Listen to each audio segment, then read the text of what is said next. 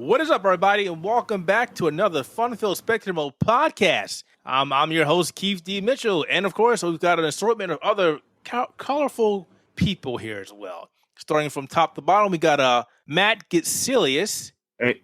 Just hey. Just hey. We're doing good. Hey. All right, fine. We're going to do that. Secondly, we got my buddy Carl.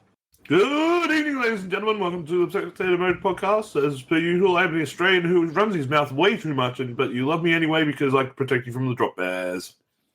He's right there. And then we've got Scotty. Hello. Just all right, excited so that the sun's out. Yeah, the introductions were pretty short, but I'll take them. That's fine. We got a lot of stuff to get through, and we got a hard stop because we want to go watch stuff tonight, I guess. So we're going to drop these out real quick. I'm sorry, guys. We are not talking about games we played again. My favorite section. Taking it away from me, man. But what we are going to do is, I thought about this the other day, because Zelda Tears of the Kingdom came out, and the question I always wanted to ask people is, just how guilty are you? When a new game comes out, do you immediately drop the game that you're playing? Do you continue to neglect your backlog? Or do you keep playing them and then wait to play the new game, which eventually becomes a game in your backlog? Do you buy the game? Oh my God. Do you wait? We got to talk. So, Matt, you're first. All right. So it depends on the game, but if it's a roguelike, I would drop everything for that roguelike so I can learn the system and see how balanced it is, blah, blah, blah, blah, blah. If it's like an adventure, a single player game, it goes to my backlog, so I finish what I'm doing right now. Yeah. Wow, that was relatively short. No, it is, unless it's a roguelike, because I love roguelike systems. I mean, everyone, look, Scott has proof of seeing me grind out a system just because. It's insane. He knows. Even if you don't like the game, you still grind it out for the system. Yeah, exactly. Just to be sure that I'm not crazy to see what's going on. You're like, I don't know if I like this game. Spend another 100 hours. I don't know if I still like this game. Because I want to see, like, am I bad, or is it just the balance? And 90% of the time it's the balance, and that part gets me upset. Like, I should have just quit. No, I'm going to grind out so I find every possible outcome. Okay, I should have not done that. That was a bad idea, but here we are. That's fair enough. For me, it really depends on what the new game is. How far I am with other games I'm playing, and if the games I'm playing are broke. I'll give you a great example. Zelda. I'm sitting here and I'm like, all right, I'm playing a little bit of it, but I'm going to drop it. I really want to get through Star Wars Jedi Survivor, but I also have the PC version, so it's still a little busted. And I'm really frustrated. So it really depends. They dropped an apology, though. They did say they were sorry. That's something, right? I completely dropped Redfall. As you should. And I have not gone back to Wild Hearts because, honestly, as much as I enjoy those kind of games, it's getting boring. They're ignoring the things that we're asking for us or for them to fix. So I stopped playing that. And actually just going back to start playing some of my games in the backlog. So it really depends. But you know me, if there's a Souls-like game that comes out, everything gets dropped. Everything for like a month. He drops the website, his responsibility, family, his my wife, marriage, his my friendship, kids. his It's all gone. It's all gone. So trust and believe, when Remnant 2 comes out, it doesn't matter what I'm playing. Everything is getting dropped. Like, let's be honest with you. He dropped. I said, "Hey, Keith, you pick me up from the airport," and he dropped me. I was like, "Walk your ass home." And I had to walk 6 miles because he said, Dark Souls 3 came out. I couldn't believe he did that. And man, 6 miles in a lot of walking. Let's go, man. I do that every day. I was carrying a suitcase. I had a laptop. I was in a business suit. That's a lot, man. You didn't hear me complain when I was in the Army carrying all that stuff. That's the difference. You work for the Army. I work to serve the people who are killing you financially. There's a difference, So there's that. What about you, Carl? It really depends on the situation. Because with reviewing stuff, like when stuff comes in that we need to review, of course I'm going to drop everything to do that. However, I do have sort of my regular things going on. Like I play a lot of Fortnite with my friends, usually, Wednesday, Thursday, Friday nights type things. So that sort of keeps that one going. But when it comes to most other games, I'm very much at the whim of my own sort of judgment or my own vibe, really. But at the moment, I'm really getting into Jedi Survivor, so I've been playing that a lot. But I put that aside because I had to do the review for Lego 2K Drive, which is now available on theouterhaven.net. But I've also jumped into Fall Guys again because I've got something coming up in relation to working with the people behind that as well. So my stuff, it all depends on what I'm doing. I will stick with a game until I get bored with it or I finish it. Like Resident Evil 4 Remake, I stuck with that until I finished it. Then I finished it again. After that, I don't think I'm going to be touching it for a while until I get into the mood to play it. So yeah, that's me. I have a massive backlog of stuff that I really should be playing. Like I do finally have a copy of Dead Island 2 that's sitting on my PC that I'm like, I should boot this up at some point. But then every time I go to boot it up, I'm like, ooh, Jedi Survivor. Yeah. Are you playing Survivor on PC or console? I am playing it on the mighty PlayStation 5. Okay. Ooh. The future.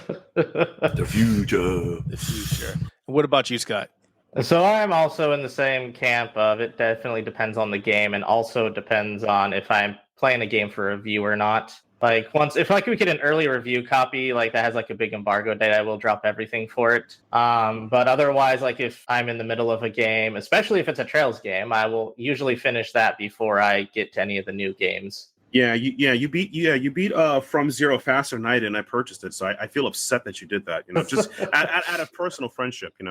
I get way too into Trails games, but that's also because I get into I immerse myself into NPC stories in the world, and I try to focus on the analytical parts of just why I enjoy a lot of the world building it does, because of how a lot of people I think probably won't like the same the reason why I like it, because I actually like that it is a bit of a slow burn in sense of that it does a lot with putting so much time it takes to build the world, learn the characters.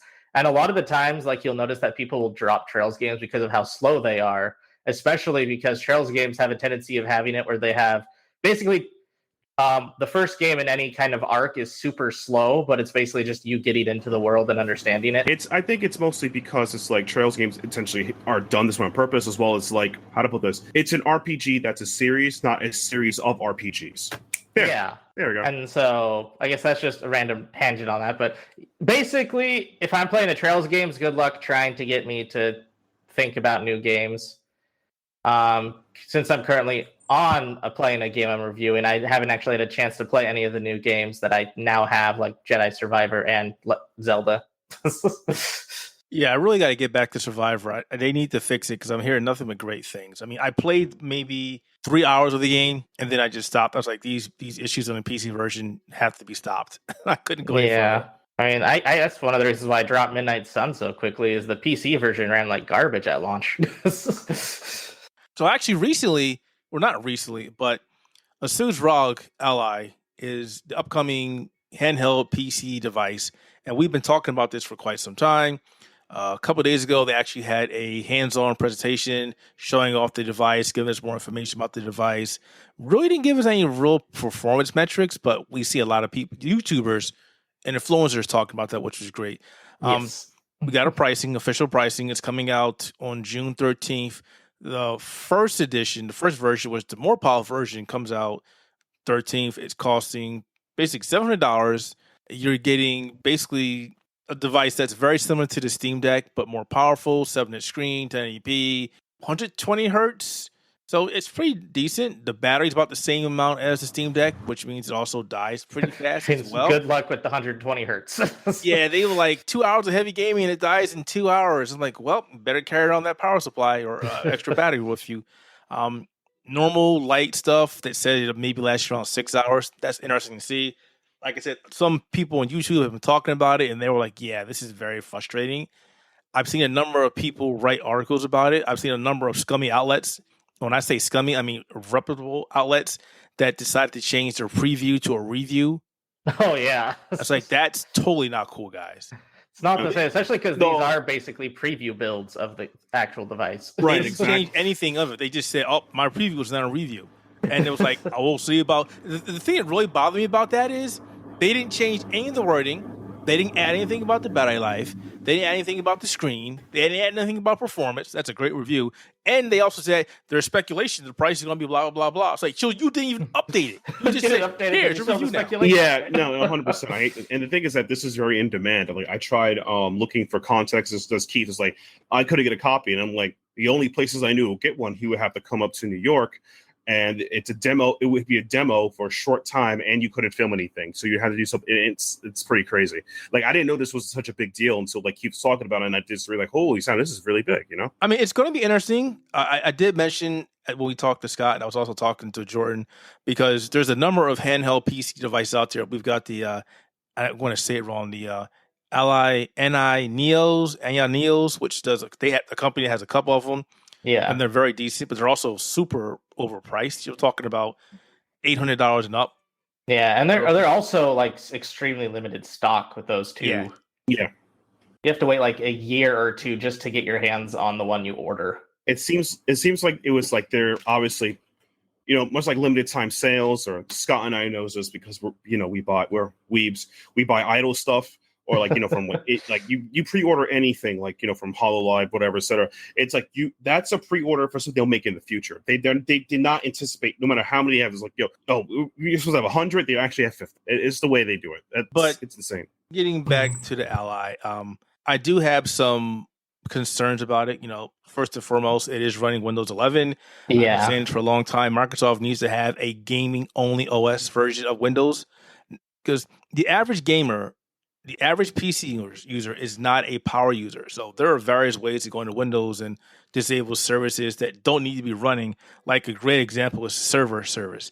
Why do you need a server service running on your PC? Most people don't need that. You know, terminal services, we don't need that running on our machines. So there's a lot of stuff that's running in the background that slows down Windows. And the fact that they're using this as an OS is I get it. It's great, which means it's open to a lot more things. Epic Game Store, EA, all that fun stuff. Yeah. But at the same time, you're going to be losing performance, and you're going to be susceptible to all the weird things that Windows loves to do to you. Yeah, I know one of my biggest things that I'm like excited for with it being Windows is a lot of the games that are like online games don't work with the Steam Deck because they require you having anti-cheat software. And most anti-cheat software does not work on Linux because it's made for Windows. Right. And so like Xenoverse 2 and Genshin Impact are both games that you can't technically really play that well on a Steam Deck because it doesn't have anti-cheat software. Yeah, I mean, I'm happy that Windows is, because, like you mentioned, it opens up the door for a lot of stuff. Also, emulation. Emulation is going to go crazy on that. Yeah. You know, fighting the Steam Deck, you have to jump through all these different loops because it's running Linux. And here, it's just like, all right, we're just going to run any of the available emulators right now on the machine, and you're good to go. It's going to be interesting to see how this thing takes off. Again, because it is coming out at $700. They decided they were going to release the more powerful version with the more powerful processor ahead of time, and then the one that has a lower processor. So let's get geeky technical for a second. The new processor before you get geeky. Go ahead. I have one question. Is it going to be available in Australia? I cannot tell you that. Well, then fuck. Does Curry's ship? Can you buy Asus ROG laptops and motherboards in Australia? Yes. Then you probably can get it. Yeah. It probably has more. That's better than what they're doing with a Steam Deck. Then. Yeah, Valve does not have their stuff together. That's something they've admitted for quite some time. But getting back to this device, man, I forgot. Oh, the technical geeky stuff. So people are probably saying if they're not paying attention, but love listening to us. What's the difference? Well, between the two devices, the only difference that I've seen so far is the processor. The first one's coming out with a brand new SoC called the AMD Ryzen Z1. Was it Extreme? Yeah, Z1 Extreme, or Z1X for short. And this one is coming with a 8-core 16-thread processor. The lower end version, which will be coming out Q3 2023, at least they said it is, will only be coming out with a 6-core 12-thread. Now, if you're asking me what's the big difference, for most games, there is no difference. Yeah. There's not going to be any difference. You know, most people don't have an 8-core 16-thread processor as it is. So you're not going to see a big difference here. No. So it's interesting to see why they're pushing the more expensive one first, other than we're going to make $100 more in every device that we sell. Yeah, I wonder if it also might be because they might not be done with optimizing like their actual because they have like a kind of a side, not really an OS, but they have an extension on Windows that has basically worked for the ROG Ally that works with like doing shortcuts and stuff, and it comes up on the actual screen. And on the current one, it's actually pretty slow.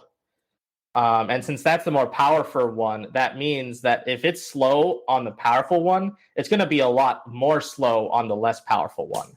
And so I wonder if they're trying to work on optimizing the little extension applications that need to go into this a bit better, because they probably are used to working on the one that they're releasing right now as the more powerful one. And that's going to require a lot more optimization on their part to actually make it work with the less powerful one when it does get released. There was also something about the difference between not the Ally, but the Steam Deck and Ally is the Steam Deck has a trackpad, and the Ally does not have any of them. So you have to depend on shortcuts and the D-pad, which is coming from the Steam Deck for so long. That is a little bit frustrating. It's going to be difficult to have to sort out. It's ironic because I think it would work a lot better to have an OS that wasn't Windows 11 without a trackpad. Right. Like Steam Deck, you don't really need to use the trackpad except for when you go to desktop mode, because everything's already in gaming mode. And it just works off of all the commands and the controls that you already have you can input. But my biggest concern, going back to all that, is the battery. Holy crap. Yes, the battery's going to be garbage. And trying to run 120 frames per second is going to be also terrible for the battery. It's basically you need to be tethered to an outlet or have a portable battery supply with you. I mean, which isn't a bad idea. I mean, let's be honest. People that play the Switch have that with them usually when they're out the house. People using the Steam Deck, at least I know when I was at PAX East 2023, I had a battery pack with me because that thing would die really quick. So I am not going to be really bothered about it. But the fact that we're getting these devices with these small, I think they're this is 42,000, not 40,000, 420 milliamps, which is that's not good. It's not ideal. So it's going to be interesting to see. Plus, again, not just the frame rate, the 120 hertz, but also you got to take in consideration the brightness as well. That screen is going to get bright, and the more you raise the brightness and the contrast, that's going to eat up more power as well. Yep. So it's going to be difficult working with its battery. And I think that's going to be a very strong point in which people are probably not going to want to continue playing it, especially if they're people who want to play the AAA games on the go, because it's going to eat up your battery so fast. Yeah, there's definitely going to be compromises. I would recommend anybody who's listening to this podcast and wants more information about it. We don't have one, so go on YouTube and check out the various videos out there and decide if you want to drop $700 on it. We will be getting one because we want to review it for the site, but I don't recommend the average consumer, the average gamer, to do that. No. You just don't drop $700 on a first edition device that may or likely will have a ton of issues on it. It's going to have a lot of issues at launch, I can imagine. So wait for reviews. Yeah, it's interesting too because if I remember correctly, Linus Tech Tips did a video initially when the reviews are allowed to go out, and he did another one where he showed he was a lot more negative about it on his second review after 3 months of spending time with it. And I think it does have a lot of issues that come from extended play with it. Yeah, it's going to be interesting. We'll see how this goes later on. But I am very excited for it. More than anything, I'm happy to see that handheld PC gaming is getting a push. People forget that before the Steam Deck existed, there was still a pretty healthy market for handheld PC devices, but a very expensive market. It was you basically had to have more than $1,000 to get a good, a decent handheld PC that wasn't just an emulator. And this made a lot of people ignore it because, again, it was expensive. People don't want to drop down that kind of money for a device that, even though it's still a PC, it's very limited. You're not going to use that anywhere else. No, especially if you could spend $1,000 and make your own PC. I was probably already going to have similar specs. Oh, before we do leave the topic, I did want to. I remember one thing that I was talking to Jordan about, and he was trying to understand. He was laughing. So the ROG Ally also has the ability to connect to a external GPU. Yeah, that they're selling. It's a 4090, and they're selling this for. Sit down. They're selling the external GPU for $2,000. Yeah, good luck with that. I could buy a PC with that money. That's ridiculous. Yeah, I could buy a better PC than I have right now for $2,000, and that's saying something. But You guys could buy a PC and ship it to me for that price. But see, they're adding this, and I can't say if it's a good thing or a bad thing, but they're trying to also market this as being and I like this approach, that this will be like something you can put in your living room or whatever. It'll be handheld PC that can turn into your main PC. But in the back of my head, it's like, well, I can build a small form factor PC. I don't even need this. Why would I do this? Yeah. Especially if you're going to be spending $700 on the machine and then $2,000 on the external. Right. It's already like almost $3,000 on just something you could spend a much better PC on. So essentially, it's basically doing the same type of thing that the Switch was originally designed to do, which the PS Vita TV originally did. Well, I think connect to an external device to make it work and get a boost. That's essentially what you're saying by this type of thing. Which has been done before. I always say that name wrong. The NNEO devices as well. But the thing is, why this machine is going to have a hard time finding its audience outside of the power users. It's going to be those just wanting for more power on the go, and that's basically it. Because I think overall, the Steam Deck is still probably going to be the one that gets the more support. Yeah, and to be honest, a lot of handheld gaming devices these days, whether it's a Nintendo console or something like that, a lot of them end up just being turned into emulation machines in the end anyway. Yeah. Yes. Like, it's very rare to see them used for their initial purpose. Like, everybody just turns around and goes, you know what? Okay, this thing might not be able to run, Far Cry 6 or something like that, but it's good enough it'll run everything up to, Xbox 360 games. So I'm just going to turn it into a gigantic emulator. I'm not going to say that's a good thing or a bad thing because emulation and how people are touchy about it. But hey, at least we're getting more devices that enable you to do that. Mm-hmm. And we'll leave it. Then you get the ones that do it better than the actual consoles. Hi, Switch. Oh, I knew that was coming. All right. There's always been a debate between Metacritic and OpenCritic. It's kind of interesting though because Metacritic was always the number one video game aggregator and also film and TV aggregator out there that people went to because there was no other competition.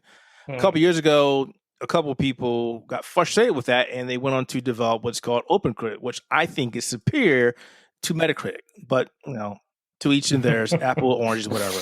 The one thing that's been happening a lot on Metacritic is the games have been getting review bombed. Basically, that's just a bunch of people coming to the site, going to a game or a movie, and just give it negative reviews for no reason. It could be for anything. It could be like, I don't like the way your face looked. This game is terrible. And they give it a negative review. And recently, they started doing it to one of the more amazing games of last year, Chain Echo. Yeah. And we don't know why they're doing it. The developer of the game has no idea. He said he has one idea, but he's not exactly sure why that is. Metacritic has no idea, and it's just constantly getting review bombed. Yeah, it's disappointing because a lot of people, especially the people who reviewed it, thought of Chained Echoes as pretty much like a masterpiece of the 16-bit kind of tribute. Overall, it's a really good game, and it's sad to see people randomly just review bomb it for what is essentially almost no reason, at least no reason that is defined. Because with Metacritic, you don't actually have to have a reason to give a bad review. You can just put it as a rating and just call it good. And that's what they were doing, is they're just giving it zeros and then not explaining themselves. And that was annoying. But luckily, because it got so big after the developer made mention of it, Metacritic actually looked and got rid of all of the ratings that had no reasoning on it for negative reviews. So it's now back up to where it was in the user scores. But the fact that required them to do that is a problem. Right, which it's just like user input does everything. Yeah, but it's... All right, but now before we continue, I just want to add one thing. I was just looking at our Discord, and apparently it's not completely related to the story. Looks like Tears of the Kingdom is now being review bombed on Metacritic. No, I'm going to fucking cut you off on this one, Keith. This is where I jump in and I start getting angry. Don't call a review bomb when it doesn't go in line with what everybody else thinks. Okay, I saw the post that you're talking about in our Discord server, which was basically somebody was ripping into Tears of the Kingdom because it is not running at a smooth 30 frames per second. The person didn't like the game, didn't like the way it was. they had a myriad of complaints about it, all of which are valid. Okay, they are valid. But it's called a review bomb because at the moment, everybody's going and sucking Nintendo's dick for any time a Zelda game comes out. Okay, Zelda's got 10 out of 10s across the boards from just about every major outlet. I can tell you now, ours is going to be 5 out of 5 because Todd will give it a 5 out of 5. I don't even need to read his review to know that's what he's going to give it. Yeah, but nothing against Todd. It's just this is going to be we know that this is the way he's going to go. But yeah. Just because something gets a negative review doesn't turn it into a review bomb. This isn't done on purpose. Sometimes some people have legitimate complaints. When the reviews were coming out with the outlets, there was one guy who gave it a 6 out of 10 because he had issues with the game story, the frame rate. He didn't call it as something that was newbie friendly or something along those lines. Yeah, I saw a review of someone gave it a 7 out of 10 because he was like, the game feels like a DLC update to the first game, and if you haven't played the first game, you wouldn't play this. Then I saw that, I'm like, okay, that's all right, but it's like, it's one of those that it exists. A review bomb is when massive people are giving it a negative grade without any reasoning or just like really faulty anything. That's a review bomb to me. It has to be like everyone giving Chain Echoes a 0 because they hate the developer because he smells farts. I don't know. Yeah, that's it. If it's like, say, somebody said something 20 years ago on Twitter that doesn't agree with modern day politics and they're review bombing the game because of that. That's review bombing. When you have something to say that comes off as negative, but you give reason for it, that is just a negative review. That is pointing out flaws in something that, okay, in this case with Tears of the Kingdom, a lot of people aren't doing. Because it's Nintendo, and for some reason Nintendo gets a free pass on every time they fail. We're talk about the next one, man. We're gonna save it for the next topic. Yeah, but I'm just saying this is something that's been going on with not only Metacritic, Rotten Tomatoes is the same type of thing. Places are very quick to call something a review bomb when it goes against the groupthink mentality or the same trajectory as the majority give it. And I hate that type of that type of labeling for it, because a lot of times when people point out flaws in something, there's a reason for it. If they can give a reason for it, then that's fine. That's called a review. I've had plenty of times where I've gone against the mainstream thought process, especially with things like the recent Halloween films. I gave them positive reviews, whereas everybody else went negative with it. And yet I was chastised because I decided to go against the grain because of my own personal opinion in a review. So when something comes up and it's not going in that same mentality as everybody else, don't call it a review bomb. It's a fucking review. No, it's fair enough, but I wish you would have waited for the next topic. But getting back onto what we were talking about as far as Chain Echoes, I don't understand why people constantly do this. And despite what Carl and what Matt have said, there have been legitimate games that have been, unfortunately, nega-bombed for dumb reasons, for no legit reasons. Now, I understand what those two are saying, and they are 100% correct. But in this instance, it's just happening for no reason. The developer thinks that maybe because he doesn't offer the game in their language, he doesn't know. Nobody knows. And at this time, Metacritic has been going back and deleting those reviews. And this is the same thing that happened on Steam. It still happens on Steam. And then it fixes itself out. I noticed that sometimes it happens on Steam and the reviews don't get mixed, or they still pile in, it's mixed, and I know the game was actually bad. Like, I remember there was a game called Rune Raiders, which is a SRPG tactic roguelike game, and when it came out, the reviews are mixed. I think, like, as of now, it's like mostly positive, but like until like 3 months when it's like kind of, it was maybe, I don't want to say review bomb, but it's like, all right, mixed reviews, most recent. And that's another thing I think Steam does too. Now they add like general and then most recent, so you get an idea just in case something's review bomb. That's kind of a better option. But the fact that Metacritic doesn't have any open simulations. Oh, sorry, this open simulation. I'm sorry, and like an open process to like check for this stuff is kind of crazy. I know this doesn't happen on OpenCritic. I don't want to be incorrect on that, but I have not seen a game be review bomb the Open Critic, but I also think that's because Open Critic actually pays attention to their stuff and they're a better aggregator than Metacritic. I was going to say, doesn't Open Critic mostly keep their stuff to review aggregate stuff from other websites, whereas Metacritic has not only the website reviews or the YouTube reviews or whatever, but they also have a public open critic score as well. Metacritic has a fan score, which is why this is happening. On Open Critic, it's just critics, nothing but critics.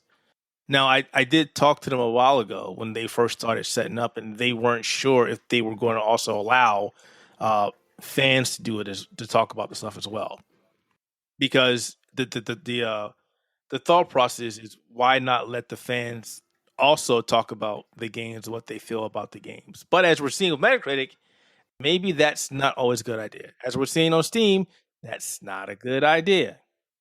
Then this is more than just a Metacritic versus Open Critic debate style.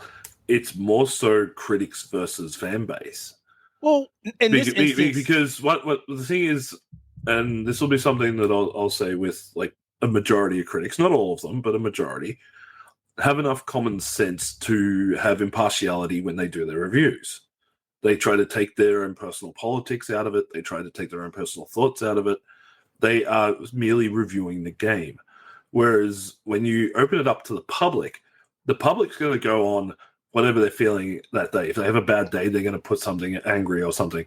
If they don't agree with the politics of one of the developers or the company or something, they're going to make that influence the game. If they expect something to be kept at a certain frame rate, then they're going to put that into their mindset. It seems that when you have a set of values and like criteria when you're reviewing something, you find that they get a more honest opinion with the critic style than you do with the fan style. It's the whole thing. You're opening up the floodgates to all sorts of different topics and everything because there's no particular set of standards that is required by fans to put a comment on something. Hence why things get review bombed by people who are just going with their feelings or whatever their vibe is, versus a critic who would have some sort of training or at least have some sort of standards that they have to adhere to when reviewing a product. No, I agree 100%. I think it's at the point now where you shouldn't even allow this. There should be no debate. It's, look, we've tried to do this. We try to let fans come in, the regular audience talk about stuff, and they went ahead and they did this kind of stuff. So why is it even allowed? Doesn't need to happen on Metacritic. It doesn't need to happen on Steam. But I think the problem is that it's an open for users input, and there's no seat. The Valve gate just bust open for this kind of stuff. When you look at like Rotten Tomatoes, it's like 2 scores. It's the critic score and the fresh score based on people actually seeing it. Blah blah blah. So it's like it's more like we made this system. It's hands off. People could input whatever. Oh no, things went bad. How could this happen? People are sometimes, let's be honest, dicks. So maybe you should have a system to confirm if the people who are doing it are dicks or not. Just check the reviews. That's impossible. That's the problem. Which is what Rotten Tomatoes did with going to was it accredited reviews or something, like you had to link accounts stating that you have actually seen the movie before they allow you to put it on. But even then, people found ways around that to hit and destroy the system, to the point now where with some particular quote-unquote controversial shows, the audience score is now removed completely. And I was thinking about that the other day when I first saw it, because it's happened with the Cleopatra series and the Peter Pan and Wendy movie from Disney. They got such low scores that Rotten Tomatoes actually deleted the audience participation for those 2 particular bits of media. When I heard about it, I thought, no, that's silencing the people. That's not doing right. But then I thought about it from another perspective, and I thought, you know what? This is something that needs to happen. If people want to bitch and whinge, there's Discord for that. There's forums for that. There's all sorts of places they can go and bitch and whinge. Not putting it in something that's going to affect the sales of a particular product. Like in the case of Chained Echoes, there might have been the fact that the fans got in, and whatever the reason is that they're putting these negative reviews in, it's going to affect the sales. But it's doing it for no reason. If it's doing it for no reason, then other to be a dick or a troll, then I think we need to start looking at the idea of going back to sites like Metacritic and Rotten Tomatoes, going into a purely critic-only aggregate system, and remove the fan audience participation from it completely if it's going to be abused like that. Unironically, I think Metacritic also used to be there with like in the 90s. When I was a youngin, I would probably use these sites to look at like RPG games, and they would also just have links to other video game websites. It'd be like a blurb from a website. I would click the blurb and it will link to the guy's article, whatever wrote it, and I could just read the rest. But now, as you said, it's the floodgates. I don't think the floodgates is the good way. And Carl's right. The floodgates is a bad system because people will just be, as I said, just be freaking dicks. Right. This is why we're saying which is why OpenCritic is doing well. You need to go back to just critics.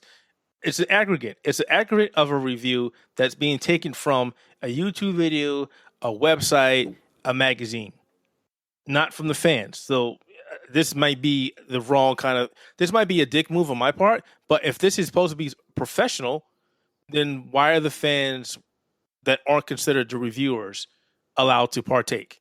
Like Carl said, there are forums, there's Reddit, there's Discord, there's that Twitter thing. Discuss your frustrations there. And I laughed when you said Cleopatra because I heard people moaning about that before the thing even came out. I knew that was not going to get a good score or even a fair shake. Just wasn't happening. Well, the other thing about those type of things as well is people prejudging.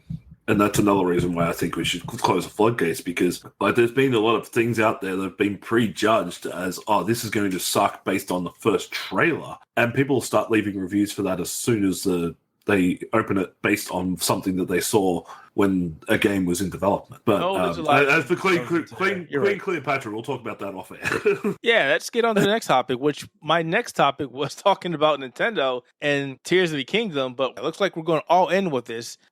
So Tears of the Kingdom is the next version of Legend of Zelda. It's the follow-up of Breath of the Wild. And honestly, this game has a lot of issues. I've talked about it on Twitter. I've talked about it on Reddit. I've seen other people talk about it. But let's just talk about the bare minimum things right now. So this game is missing a lot of things that most games should have, and most games get negative scores for because they don't have. You cannot map your controller. You cannot change brightness in the game. You cannot change sensitivity or sound. Yeah, there's a lot of stuff. It can't run at a constant 30 frames per second. I think another big one that I was noticing was you also can't turn on or off subtitles or like specific subtitles you want to have on. Can't do that either. And yet, oh my God, perfect 10 out of 10. And yet, and yet I went through a lot of these review scores from these websites and these YouTubers, and there's no mention of this stuff. But yet, perfect scores across the board. Now, if another game had done this, I'm going to go back and just say this. These people are being completely biased and should not be allowed to review stuff anymore. I've gone back and looked at certain people who review certain games, and they pick those games apart for not having things like this. But Zelda doesn't have it, and it's a 10. Why? Why are we still doing this stuff? Why is it because this is Nintendo's next big game that all of a sudden we're dropping our professionalism and just leaving it at the door? This is wrong. Keith, hear me out. You don't understand this. The number 10 EN, the 10 Nintendo 10. That's why it's in the lettering, man. No, come on, I'm being serious. I'm being quite serious on this topic. You want a real reason? It's Nintendo, okay? They're just gonna do it. People don't put standards thing for them. They make games that people make feel good. It's a consistent system. That's what they do. It is pretty much it. How you're gonna convince a Zelda fan not to do it? They're gonna get it anyway. And half of them are complaining it's not good anyway because compared to some older games, Zelda fans are never happy. So there's that's a whole 5-yard estimate. So, yeah, but 10 Nintendo, it goes together. That's my theory. All right, you guys go with this. I get that. But again, it still begs to ask the question, why? Why do you allow a game to not have things like this? Basic things. We're talking about accessibility and stuff, right? Being something that all games should have. And yet Nintendo goes, accessibility? You're lucky if you can remap your damn controller. Got it. Outside the game. Yeah, you have to leave the game to remap your controllers in the Switch global settings, and then go back and change it again if you want to play another game. Like, what? I'll be honest. It's nostalgia, It's fanboyism. It's the fact that Nintendo has been around as a video game company almost 40 odd years. And a lot of us have grown up with Nintendo. We have seen Nintendo as this last bastion of our childhood that continuously is trying to recapture the magic and does, on the odd occasion, recapture that magic that we had playing games as a kid. And because of that, we put on the rose-colored glasses when it comes to Nintendo products. Especially when you put three things, like three names, I will tell you right now, that you will never hear a bad word against from anybody who reviews a Nintendo product. Zelda, Mario, and Metroid. Those three games are so ingrained in our souls, in our personalities as growing up. Everybody played Nintendo or Sega or whatever, but at some point you have played those three games. They have had great games in the past, not so much nowadays, but because of the past history of Nintendo and everything we associate with it, we're willing to give, well, a lot of people are willing to give Nintendo a pass today. They will make excuses for it. You know, instead of keeping things to a bare minimum, they'll turn around and they'll use the excuse, well, as long as it's a good game and I enjoy the story, then who cares if it doesn't have accessibility, if it doesn't have 30 frames, if it doesn't have this, that, and the other. But then turn around in the exact same breath and point at anything by Sony or Microsoft and go, those things don't have these things. This is a horrible game. It deserves to be burned in hell. Oh, my God. I mean, yes. I didn't want to say it, but I'm going to say it anyway. So the hell with it. We were going to talk about this, but I didn't think we should at this moment. But in looking at the reviews from Elden Ring that complain about similar things, and Elden Ring got those negative strikes against it. This game has bad performance. This is bad. Strike. There's a lot of pop in. Strike. Excuse me. This game has this too. What's up with that? It's Zelda and Nintendo. That's what it is. It is name brands that are ingrained in people's heads as these things can do no wrong. From the second Tears of the Kingdom got announced, people were polishing up their Game of Year awards and already slapping the name on it. This thing could, as I said it as a joke in one of the Discord channels, I can't remember if it was one of ours or somebody else's, I said you could put out a physical piece of plastic shit that smells like shit, feels like shit, and slap the Zelda name on it and said made by Nintendo, and people will give it a 10 out of 10 based on the fact that it's Nintendo and Zelda. It is one of the untouchable titles, and God forbid if you go against it and not give it a 10 out of 10, because you'll be lambasted, you'll be blackballed from the industry, you'll be told that you don't know anything about gaming, etc., because you're going up against the almighty Zelda.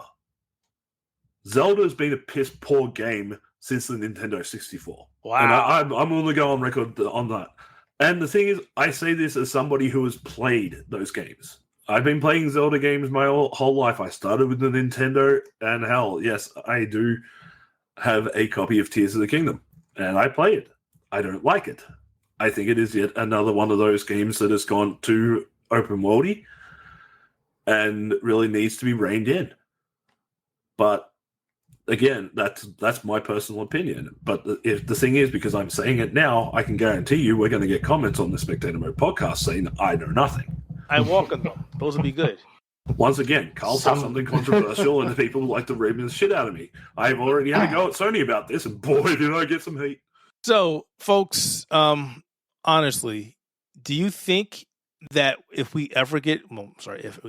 we get another Nintendo game and then it's just as bad as this, hoping it's not, and I'm not saying it's a bad game, it has issues, do you think the same thing will happen, that people will just ignore the fact that there are principles and they're supposed to be doing this and helping those who aren't decided on the game, or people who want to know what the game's about, or et cetera, that they will leave the professionalism at the door and just go all nostalgia and forget everything? Mike, to ask so a bit more clarification, are we talking another Zelda title, or are we talking another Nintendo title Any in Nintendo, general? any first-party Nintendo game. Any first-party Nintendo, as long as it doesn't have the name of Zelda, Mario, or Metroid on it, it'll get ranked. All right. Well, the second follow-up to this was we were talking about this. I didn't want to talk about it because we kind of talked about it last podcast, but we'll talk about it again. There is always this big, I don't want to say discrepancy. There's a standard when it comes to Nintendo games, right? They're on the Switch. The Switch isn't the most powerful console. Most games are 720p, and most games are 30 frames per second, or try to keep 30 frames per second. And for the most part, people are like, it's fine, I can deal with this, et cetera, et cetera, et cetera. But then there are other games, other platforms, other consoles that run the game at, maybe 1080p, 60 frames per second, and they struggle to run the game. And all of a sudden, there's a problem. This game is a bad performance. This game struggles to hold the frame rate. I can see issues. I see pop-up. Things aren't loading fast enough. But yet, we seem to ignore this when it comes to a Nintendo game. Not just Zelda. The last Pokemon game was atrocious. Here's the thing. I'm going to cut you off there. It wasn't atrocious. Everyone lampooned it, and it stopped people from buying it. That's the problem. So it just that means they could just do it. At this point, it's just F you, and they're just going to hold that. I don't buy it. The best thing I do is tell people, try Temtem, try Cassette Beats, try Shin Megami Tensei. That's the best you could do. People are going to do it anyway. It's Pokemon. It's got to catch them all. But that's not what I'm talking about, Matt. That's not what I'm getting at. I'm getting at, why is it still a thing? Why is this still allowed? Why does this continue? I don't care if it's Pokemon or Super Mario or Metroid. Because why the hell do we have this double standard? Don't care about this stuff. They're not based in reality. So what are we supposed to do with that? That's literally the question. It's like you're yelling at a wall. Why are you in my way, wall? It's a wall. That's the wall. Yeah, I think another aspect you have to remember is a lot of people get those who are only Nintendo Switch fans are usually more casuals that basically get it for Zelda, for Mario, for the lesser powered games. So they don't necessarily have experience with a lot of the more high powered stuff. It's basically just the Switch is their gaming console. So they don't really see much of a difference. It's completely wrong. And it's just frustrating reading about all this, going back to the Zelda. It's a perfect game. WTF, but you complain about this crap in other games. You complain that this game has all this processing power and it can do X, Y, Z, and then when the game does horrible in performance, you rake it over the calls. But yet, Nintendo Switch, and again, I'm not saying you guys should take your Switch and bash against the wall. That's not what I'm saying. I'm just tired of this double standard. When it can barely run games, it's okay. And then you're allowing Nintendo to continue to do this. This is the crap that really frustrates me. It scares me because what happens when Nintendo, because they've already said that they're working on the new system. Okay. What happens if this one is underpowered as a Switch? Then what? Then they'll make the same excuses they made for the Switch. Who cares? They're going to buy it anyway. You can't, you're yelling at a wall, dude. It's from this. But that's my thing. You've got people complaining about saying, hey, this third-party game runs like crap on the Switch. Then why are you supporting them? Because they show they're not going to change. Yeah, Nintendo care about third-party games. They don't care about that stuff, okay? They just want the 6 games they want, and that's it. They bought a console for that, okay? The same way old people buy freaking picture cards and stamps. They want their freaking deer and stamps, that's it. It's brand loyalty. Nintendo have that ingrained thing that when you turn around and you say to somebody, gaming, they don't say Sony, Microsoft. They go straight to Nintendo, especially people like our age and beyond. Those that grew up from the NES era. When you say gaming, they think Nintendo. It's the same way you look at the brands like Band-Aid. It's a Band-Aid, goddammit. Yeah, but that's the thing.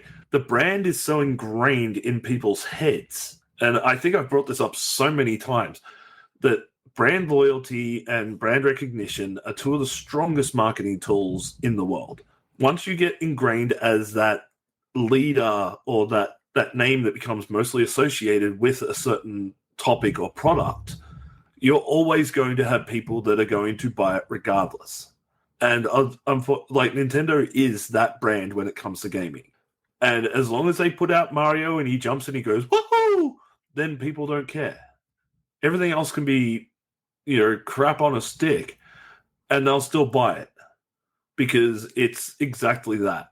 It's Nintendo. They love Nintendo. They believe Nintendo can do no wrong, so they'll make excuses up and down the track, all day, all night about even the worst things being okay because it was made for Nintendo.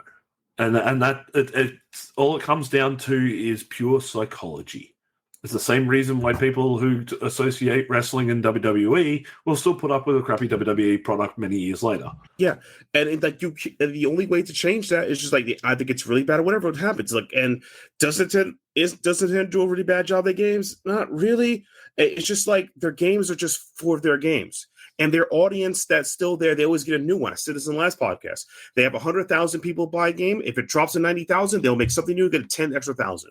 They're content with that, and that's what they do. That's it. And the only way to stop this brand association is for the company to shut down. It will take Nintendo shutting it down, ceasing operations completely, in order for people to unlearn this brand recognition mindset. But let's face it, Nintendo is that ingrained in the gaming space that they are never going to be able to be shut down. They were always going to make money. I mean, hell, one of their games is featured in one of a style game, Metroidvania. It's in there. It's in there. Like it's ingrained in the culture. It's like, so I don't really like think of it as much. It's not fair. They get rated bad. Like it's Nintendo, man. They got what they do. There's very few times, in my personal opinion, they ever release some of those like considered garbage tier, except for the Pokemon games, and that's the Pokemon company's issue, and that's a whole like 9-yard question. But it's like that's who they are. They make stuff. My thing is not talking about them being poorly related. If that's what you got out of my conversation, you didn't hear correctly. What I stated, I heard exactly what you're saying. Why is there a double standard? Another example I didn't bring up, I was going to talk about, is this. We bitch at PlayStation for their PlayStation Plus, right? But at the very least, they allow us to save our games without subscribing to an online service. If you have a Switch and your Switch dies, goodbye game saves. They don't even have the decency to give you a decent online system to back up your damn saves. Do you think their fan base cares about that? They do. They constantly complain about it. Hands over fist. I said this last podcast. Maybe you should listen. As long as they keep doing, that's what they do. They have bad business practices. That's what they do. I don't know how to stop them from it. The only way to stop them from it is that as I said last podcast, you would need their fan base to stop buying games from them for 2 quarters, and maybe they'll change their mind. That's the best you can do. Now, your hands got to go up. Hands up. I can't fight this. Well, that's what I'm talking about. I'm getting frustrated with it. I am a fan. I'm doing what you just said. Then. That's it. Just stop buying it. That's the only way you give. Stop it. Stop it. That's pretty much what I did. Like, I don't agree with the way PlayStation Plus is being run. I canceled my subscription. When Nintendo brought on the expansion pass thing and increased the price of their online service, I wasn't getting the value. I didn't like it, so I got rid of it. Yeah, but the thing is, for every one of me that is doing things like this, there are a few 100,000 or 1 million plus people that are still just going to buy it anyway because, well, that's what they want to do because they are enjoying what it is, bare bones of it. No, I'd like to hear from Scott. You've been quiet as hell today. I mean, yeah. I mean, the thing about Nintendo is it's always going to have issues, too, of being a technical last-generation console trying to work in the current generation. But I also don't think it should be a pass of having a system that should be able to have optimizations done. Because, I mean, you do see some of the bigger games that have decent optimizations, similar to, like, Nier. Having Nier Automata work at a solid 30 FPS means that you can get games optimized for the Switch if you do it well enough. So I think that it should absolutely have a standard of being able to reach 30 frames per second. But at the same time, I also don't think it's fair to generally judge the Switch against the Xbox Series X or the PS5 because, again, this is a last generation console. They should not be judged on the current generation of consoles. That I'll agree with, but at the same time, you should be able to at least hold Nintendo to that minimum standard, regardless of what generation it is. If it's being designed where it can put 720, 30 FPS, that should be the minimum that the console should be producing with every game, not every 12th game. The thing is that seems to only work for most of their first party games, and that's all they seem to care about. Like they can release like 3 third-party games or intelligence systems that, are responsible for making most of the great RPGs, and be like, oh, they're like underwater, undercooked games. But when it comes to something like Mario, Zelda, Mario Party, Mario Kart, any of that nature, that gets a stamp of approval against their job. And that's kind of what they're at. It's like Nintendo cares about this. Everyone else, it's that meme of holding the baby up and the other baby's drowning. That's Nintendo. They hold up their properties, everyone else just drown. And people are okay with that. I don't know why, but they're okay with it. So, We've been on this one for a while, and we've almost got to get out of here. So the last one, this is for you and Matt. Got the yes, Falcom Quarterly Financial Status, which is a bunch of numbers and things that I don't understand. So take it away. Alrighty. Yes. So we got the quarterly sales report from Falcom, and it was a very surprising one to a lot of basically the people in Falcom themselves to be able to see the full numbers.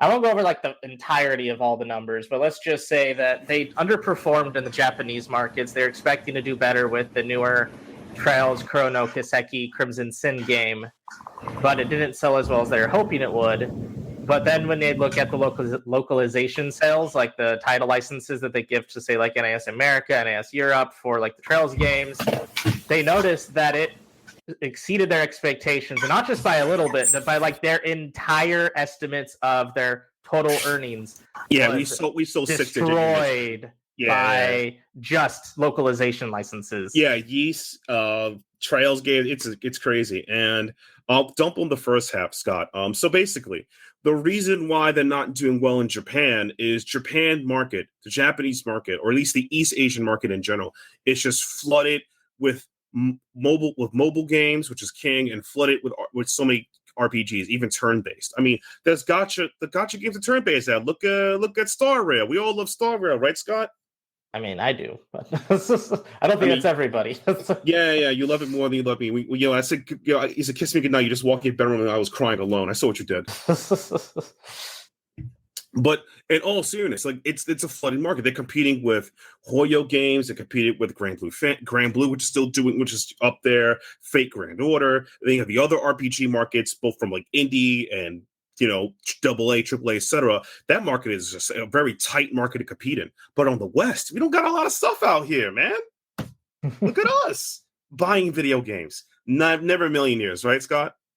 Yeah. Who would have thought that I could have bought Trails like twice of similar of the same exactly titles. And it doesn't hurt that like the strategy they took in with the fail report, they admitted that they've been upping the quality of their games, and it's been noticed over here. They've hired amazing voice actors for Zero, Azure, and Revere, which is chef's kiss. Thanks to everybody who contributed to that. But it's just generally like very interesting knowing that there is a market for their games here in the West, because I'm going to be honest. Falcom is the hipster RPG game where Square Enix used to be back in the 90s. Hot take, Scott? You agree with that one? No, I actually think that's a probably solid one for it. Yeah. It's like if you're an RPG guy, you want to have that hipster take, play a Falcom game. You trust me, they're good. They're really good games, and you'll be cool with everyone else in the room. And like, I think it's really good that they are doing well here, and I do think it means that it might actually up the speed at which they do their localizations. Because one of the big issues that both Exceed Games had, as well as NIS America has had, is Falcom is really bad with giving them the assets of their games until like after it launches. Right. I believe Exceed talked about like they only was able to receive like the game copy to run their version for Cold Steel like after release, like in Japan, which really put them in crunch mode. Yeah. So because of that, especially because they want to keep it higher quality, they want to have the games, be able to be localized, or even have a script of some kind they could give. I'm sure that just having the script of like the game that they want to tell, like even if there's small changes, those small changes can be then worked out through production. You don't have to have everything completely finalized before you give it to your localization team. And we've noticed a lot with like, say, like Square Enix, where they do work like global releases. They no longer just do Japanese release, then the year later we get a global release. Right. They're now doing a release everywhere in Japan and globally at the same time. And I think that comes from them having a decent system for where they can give for their localization teams. Right, and for Square Enix doing that is because, as I mentioned earlier, the Japanese market is very crowded.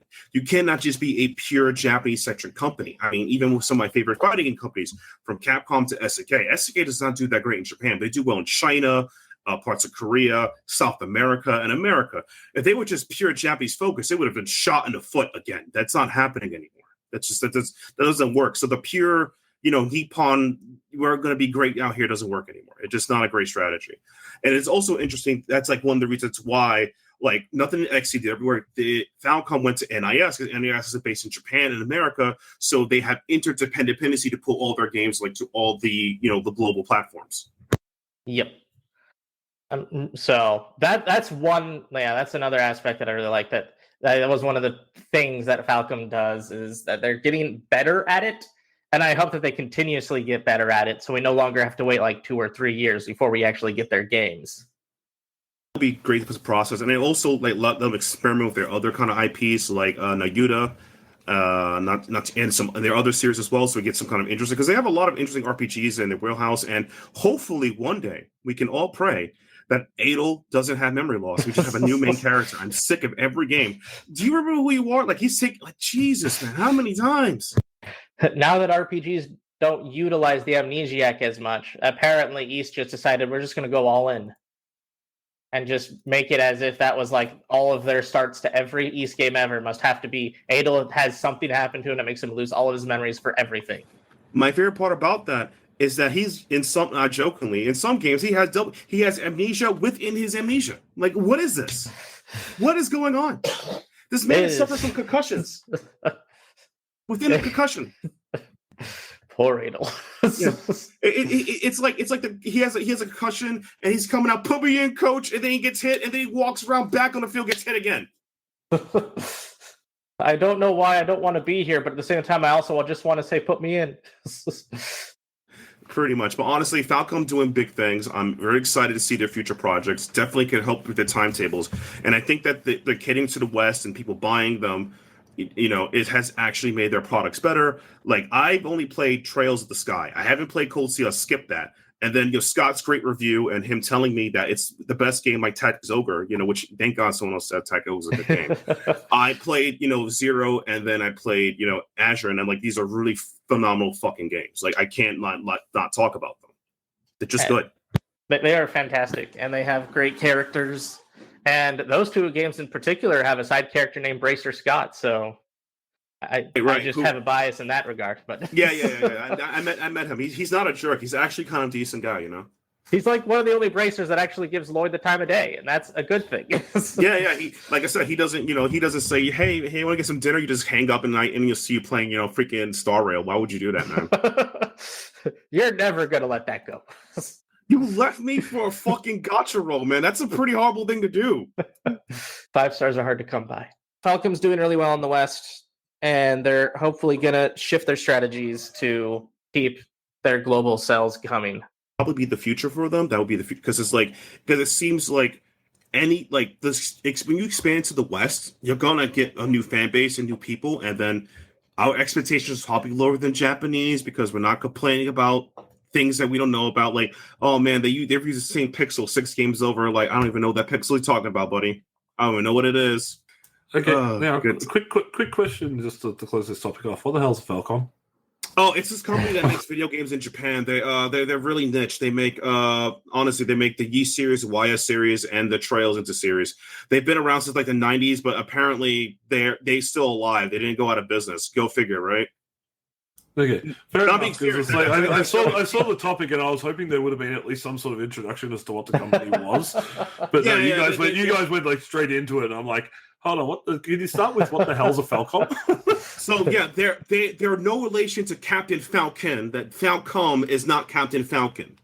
Falcom is also not a Falcon coming. Just put that there too, okay? It's just Falcom, not Falcoming. Okay? Fair enough. I'm just that now everyone knows. They're a company in Japan that makes video games, and they're really, really niche.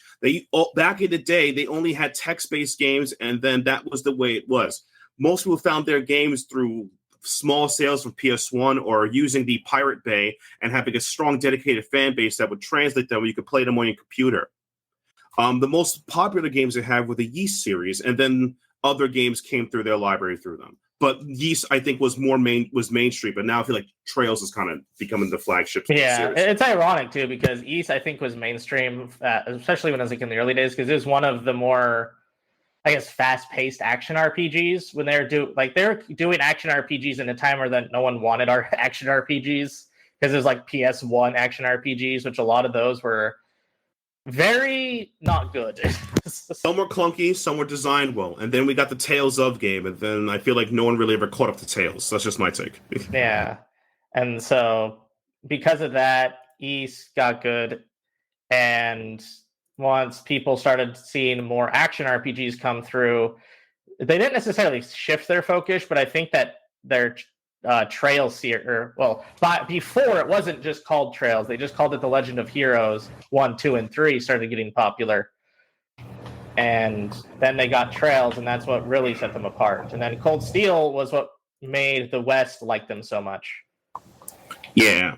And that's Falcom in a nutshell. Again, Falcom, no relation to Captain Falcon. There are different people, so we're good to go.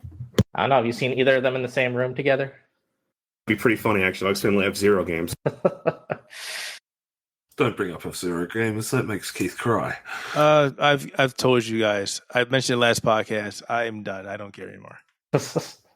I have Fast Neo Racing and Fast RMX. Well, you can always go and play Lego 2K Drive. I would have had a copy of it, which I don't. Available this week. This week. It's not today. Also available this week, supposedly, will be the Super Mario movie going on to streaming platforms. Wow, that was pretty fast. Well, it's been out for a while. No, it comes out on home media next month. Yeah, but it came out, last month? Oh. A lot of places are doing a lot shorter April 24th or whatever. So, that's pretty quick. Well, what was it made? $100 million or whatever? $1 billion or whatever. It made $100 million. It saved Chris Pratt's career, his marriage, his wife. It did everything for you. It could do more. It made me experience love. All the fun stuff. Yeah, exactly. So those people who haven't seen it yet, you're probably like the last 13 people on the planet that haven't seen it. You'll get to see it soon when it comes on streaming. And there you go. That said, and we talked a lot on Nintendo. Let's wrap this up and go home. So, very short from everybody. Say one thing that you would like to say about gaming. Very short. When it comes to gaming, feel free to have an opinion whether it is positive or negative, and if it goes against the general groupthink of the world, tell them to go get fucked. Matt? I like when buttons work, and when they don't work, it's pretty bad. Scott? Trails into Reverie comes out July 7th. Hint, hint, nudge, nudge. And for myself, just because a game has a sword and a shield and an open world does not mean it's a damn Souls-like. Stop it. That said, thanks for checking out this episode of the Spectator Mode Podcast. As always, you can find us over at Apple Podcasts. Please do be sure to drop a review and a rating over it. It would do us very well. Thank you. Please do so. Google Podcasts, Amazon Podcasts, Spotify, Buzzsprout, and wherever else you can find podcasts, as well as checking out our content over at outofhaven.net. We got a lot of gaming and geek culture and anime, basically entertainment stuff for you to check out. That said, from myself, from Scott, Carl, and Matt, thanks for checking us out. We'll see you next time.